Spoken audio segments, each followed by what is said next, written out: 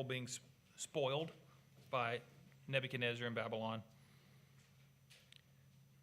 Jeremiah chapter 52, verses 12 through 19. It says, "Now in the 5th month, in the 10th day of the month, which was the 19th year of Nebuchadnezzar," or Nebuchadrezzar here it calls him, but it's the same king, King Nebuchadnezzar of Babylon, came Nebuzaradan, captain of the guard, which served the king of Babylon, into Jerusalem, and burned the house of the Lord, and the king's house, and all the houses of Jerusalem, and all the houses of the great men burned he with fire.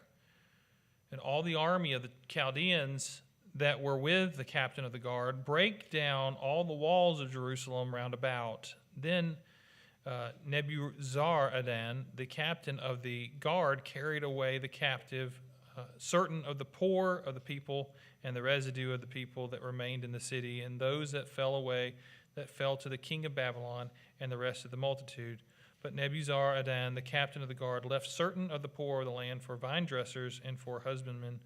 Also the pillars of brass that were in the house of the Lord, and the bases and the brazen sea that was in the house of the Lord, the Chaldeans brake and carried all the brass of them to Babylon.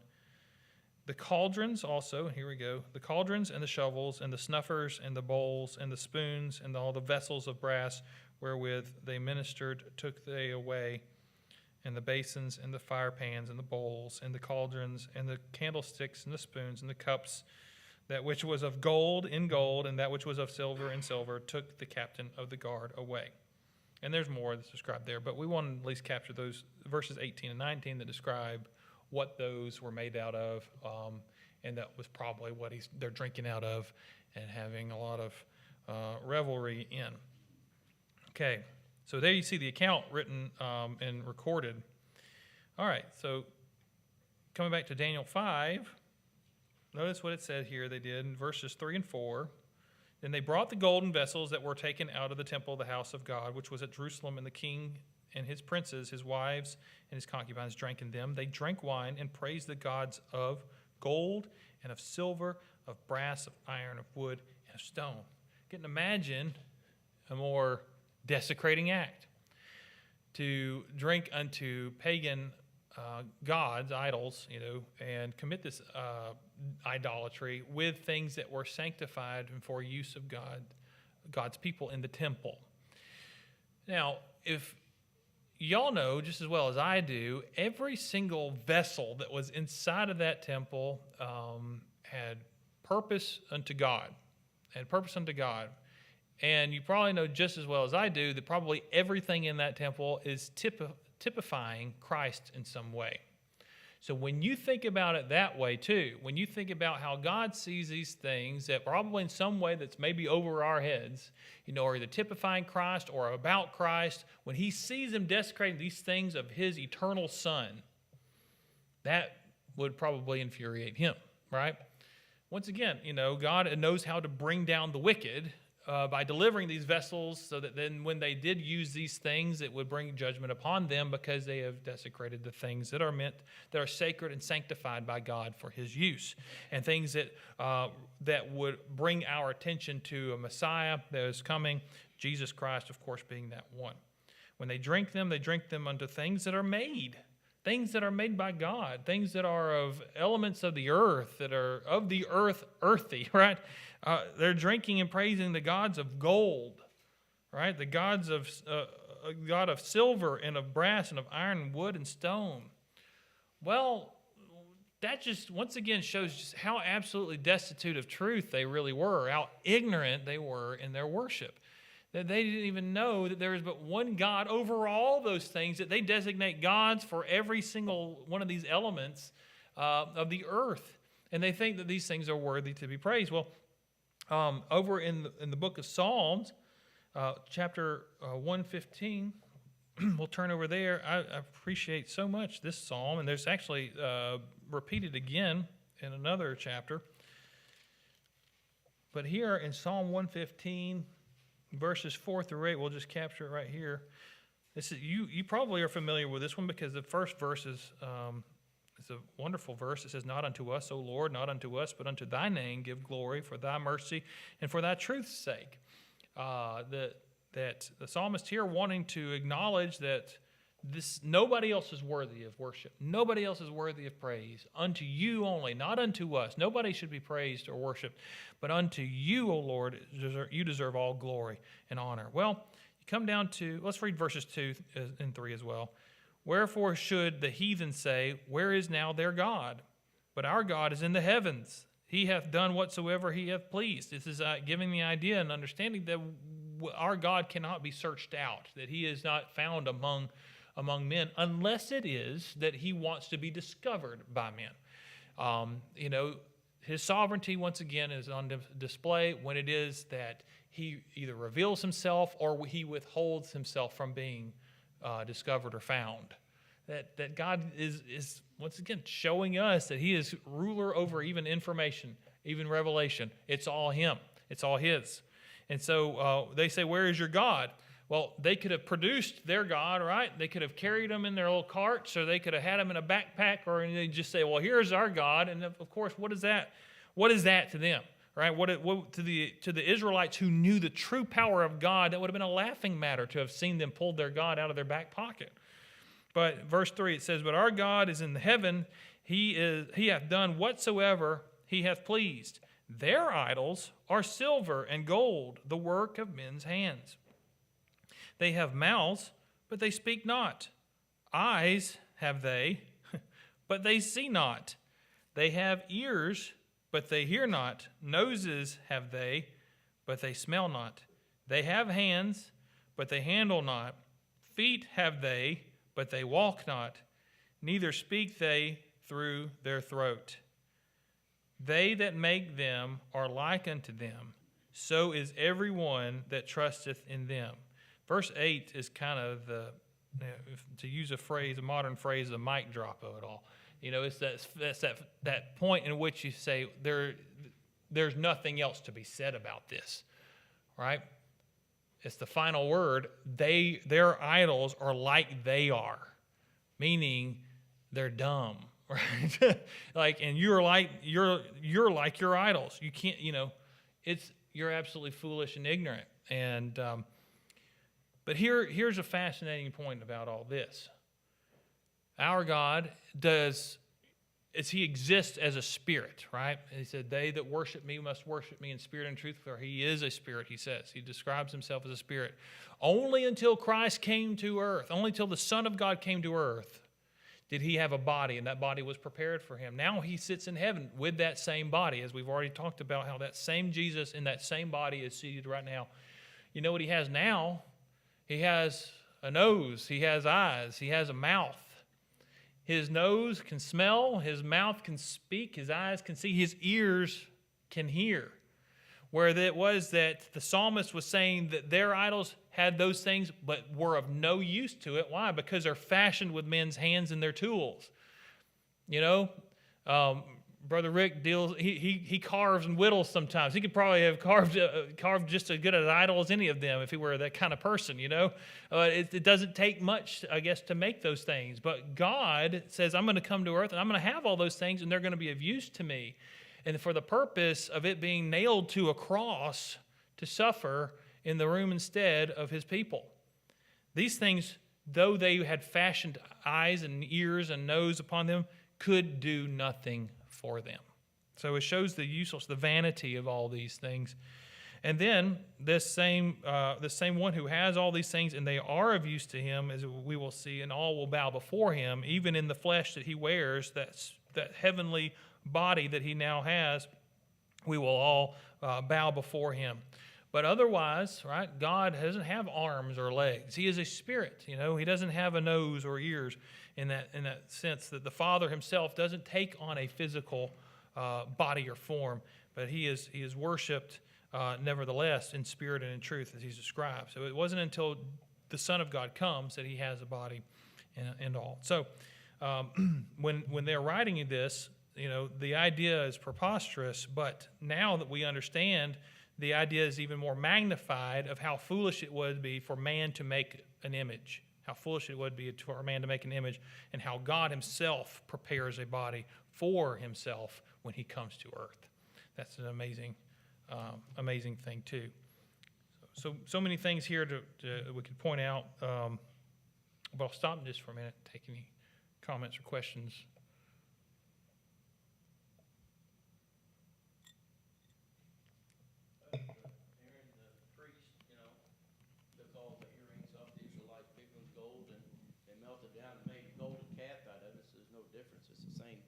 Whoredom, and that's worshiping idols, just like this guy's doing. Yeah. Princes and lords, so it's no difference, but it just shows the stupidity of these people.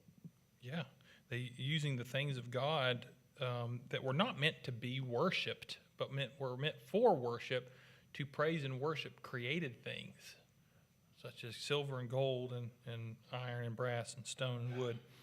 So that's absolutely appalling, and God greatly despising that. Yeah. Sure does. Worship to serve the creature, which is better, more than the Creator, who's Just blessed to be forever. praised forever. And they worship four-footed beasts, birds, and all kinds of things. They worship creation rather than the God of creation. And that's not much different today. Oh, it's the same idea, just repackaged in, a number of things. Idolatry is rampant in our world and always really kind of has been. It's just, like I said, taking on different forms. It's all created, though. If it's under the sun, it's created, right? If it's in our universe, it's a created thing. But here comes Christ, who condescends to us from heaven, and takes on a body. And though it was prepared, he himself, holy and spotless and without sin, the only thing worthy to be praised under the sun is Jesus Christ. All right, well, very good. Well, let's read now verses 5 through 16.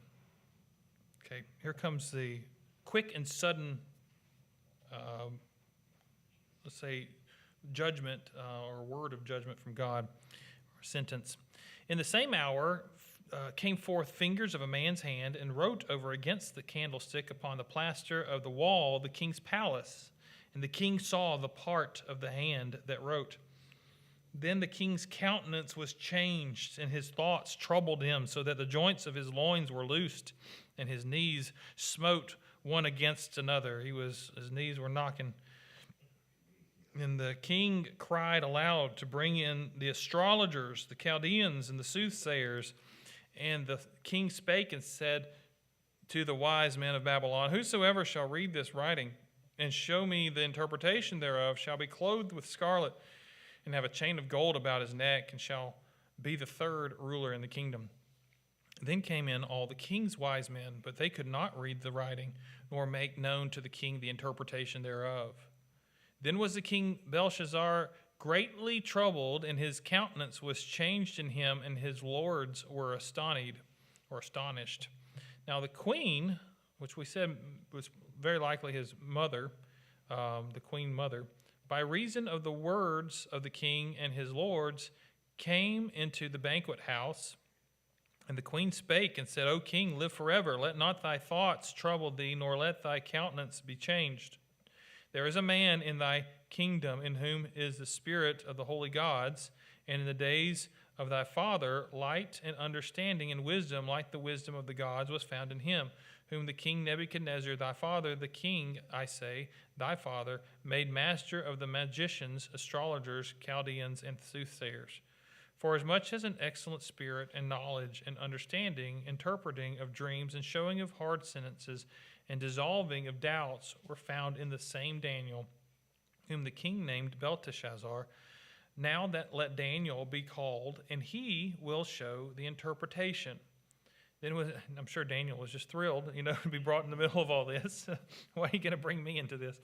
Then was Daniel brought in before the king, and the king spake and said unto Daniel, Art thou that Daniel, which art of the children of the captivity of Judah, whom the king my father brought out of Jewry. I have even heard of thee, that the spirit of the gods is in thee, and that light and understanding and excellent wisdom is found in thee. And now the wise men, the astrologers, have been brought in before me, and they should read this writing and make known unto me the interpretation thereof. But they could not show the interpretation of the thing. And I have heard of thee that thou canst make interpretations and dissolve doubts. Now if thou canst read the writing and make known to me the interpretation thereof, thou shalt be clothed with scarlet and have a chain of gold about thy neck, and shalt be the third ruler in the kingdom. And of course, verse 17, Daniel says, I'm not interested in any of that, but I'll tell you the interpretation of it. But we'll get to that perhaps next time. But what we want to at least acknowledge is that, first of all, Belshazzar, the king, his first instinct, of course, in his, spiritual state of bankruptcy, is going to always turn to the things of the world. Then comes someone who's a little enlightened. His mother, the queen, comes in and says, there is a man, who can rightly interpret this. And of course, she speaks the truth. He can. And it's not his interpretation. It's God's interpretation. God's going to give it to Daniel, and Daniel always gives credit to God, but yet they always make out Daniel to be the one and not God himself. They still continue in their own ignorance of saying stuff like, the spirit of the gods is within thee, never seeming to really acknowledge that Daniel doesn't believe in gods, plural. He believes in one God, and that he is God and Lord over all. So this is his reputation, though, and it's good that his mother at least remembered about Daniel, because it probably would have been long forgotten by the time the grandson is on the throne, and and all of his buddies and partners in life and in his kingdom, they would have probably established of their own guys, and when they would never had the answer, then Daniel would have never been brought through. He would have been sitting in his room all quiet, probably like he would have preferred anyways, I would imagine. But nevertheless, God uses this, of course, for his glory, and this also, as we're going to find out, is a sentence of judgment upon them. I imagine that the prophets had the pleasing job to bring good news, and then the not so pleasing job to bring the news of judgment. But as we come to realize too, those prophets feared the Lord. They feared the Lord, and they reminded others that they would do well if they feared the Lord too. So whether they were bringing good tidings or very terrible news of judgment, they feared the Lord enough to know they better do the job, they better do the work. And so Daniel's like that. I think about, Elijah, who was very bold. And that's why the Lord, I believe, brings him up again for the New Testament. And when he describes John the Baptist as having the spirit of Elijah, remember he said that they asked him, they said, why is it that they said that the disciples were asking the Lord, why is it that it is said that Elijah will have to come a second time, that he will appear? And Jesus says to them, it is true that Elijah will come again. But if you will receive it, he says, Elijah has already come. And what they understood that to mean was that John the Baptist was Elijah. He was the one who came with the spirit of Elijah. You think about it, he was girded with a leathern girdle like Elijah was. He lived in the wilderness. He fed himself with locusts and wild honey. These were things that Elijah would have done, the Tishbite would have done. But the thing where where John the Baptist stood out so much like Elijah was that he boldly spoke to the king to his face, telling him what he was doing was sinful and wrong, that he shouldn't marry his brother's wife, I think it was, and that was not legal for him to do such a thing as that. He spoke the words of God boldly to kings and was not afraid, right? He feared the Lord more than he feared man. That's the way Daniel had to be. That's why the way these prophets that the Lord was using had to be. And I tell you, it probably wasn't always very easy. They weren't always thrilled to give the message, but yet they feared the Lord more than they feared men, and that's why they were able to do it. And we would be blessed if we would also remember that. Fear the Lord more than we fear man. So the hour has come, and this is going to be the end and the dissolving of the kingdom of Babylon. Let's see here. But this is going to be a swift judgment. It's very quick. Notice how when they're just partying, they're having a good time of mirth. They're making a good time. We know that when those types of things happen, that swift and sudden judgment will come upon the wicked.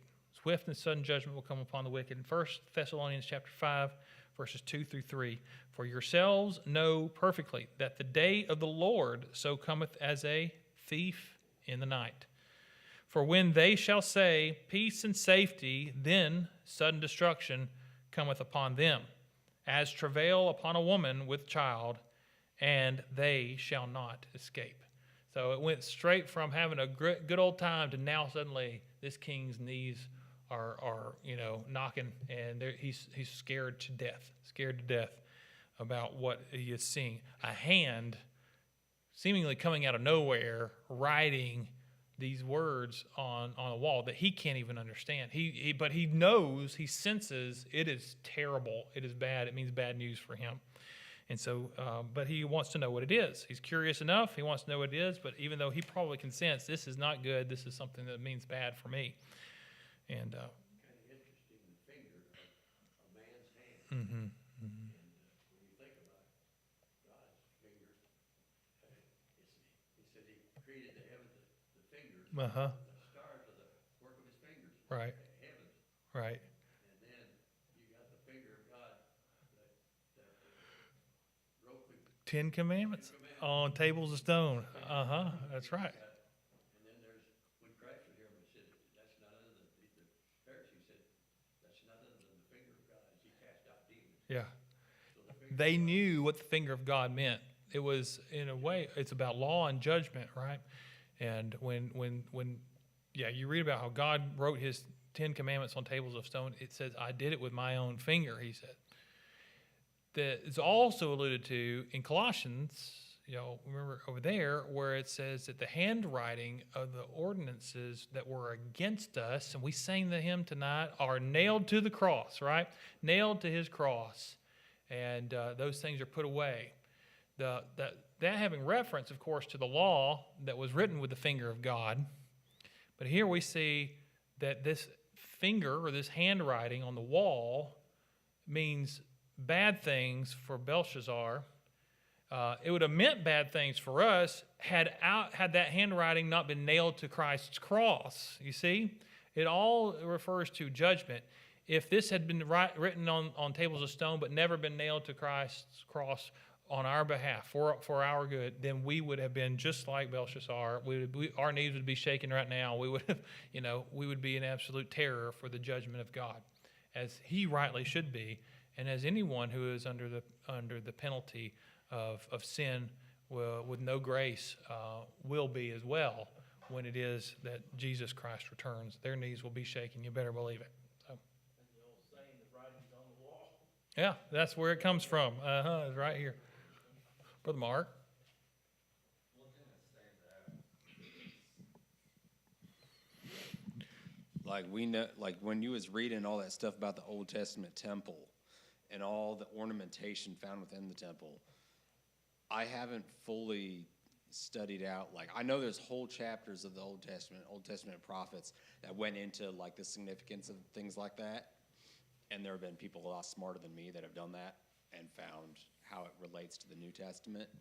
But there was a scripture that just came to mind listening to that, and it said, and it's in 1 Corinthians 6.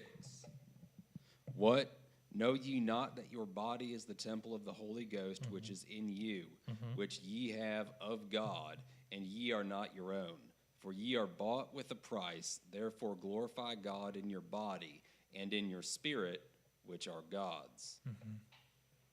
Nebuchadnezzar did those things with gold and silver from a building in a geographic location. But you've got something better walking around with a beating heart and lungs. Right. So how much more grave is it? Like if you could, For us, like if you could allegorize, Mm-hmm. what do we do that is the equivalent Mm-hmm. of the boastfulness of Nebuchadnezzar? I mean, none of us have done. I'm gonna assume no one here is sacrificing to idols in your own life, like in the privacy of your own home. But like you, similar thing. Like, how much more serious does God take the profaning Yeah. of our eyes, our Yeah. ears, Right. something like that? Desecrating the temple, which you are. Right. Yes. Yeah. And the verses right before that in chapter 6 of 1 Corinthians, it's where Paul says, flee fornication. That was the whole context of that verse. Yeah. That's the context of it. Fornication, adultery, those matters. Yep. You're sinning against your own self when you do those things. Find that reference to what God writes upon our hearts, the elect children, when he puts his laws in our hearts, Not written with pen and ink. not written with ink, the church at Corinth. Mm-hmm. He says here, for as much as you're manifestly declared the epistle of Christ, just your writing, ministered by us. The minister didn't do it. No, served. Just simply served. Written Yeah. not with ink, but But with the Spirit of God, the living God, Yeah.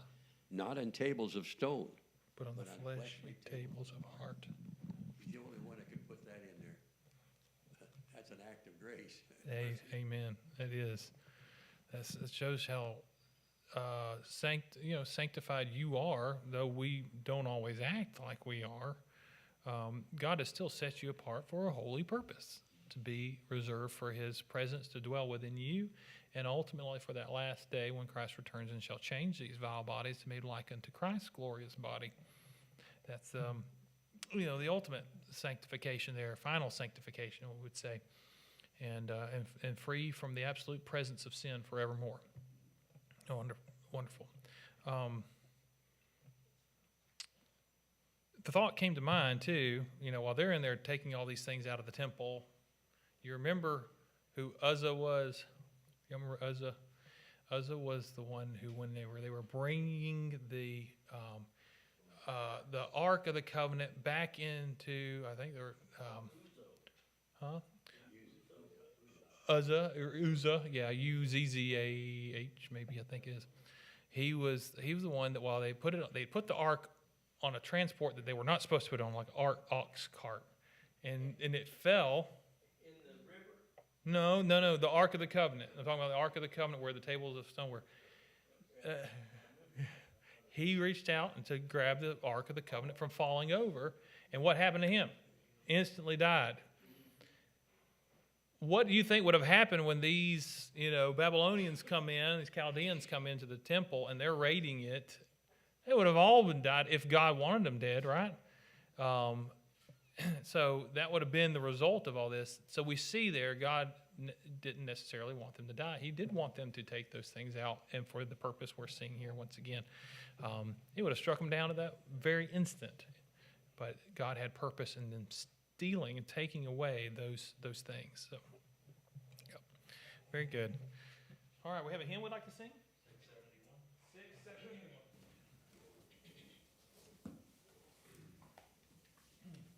Turn to 671. We're going to close here tonight. Let's stand together and sing this. Our word of the Lamb, 671. I have sworn and will perform it. I will keep thy judgments right. I'm afflicted, Lord, in torment. Strengthen me, Lord, with thy might. Because thy word is a lamp unto my feet and a light unto my path.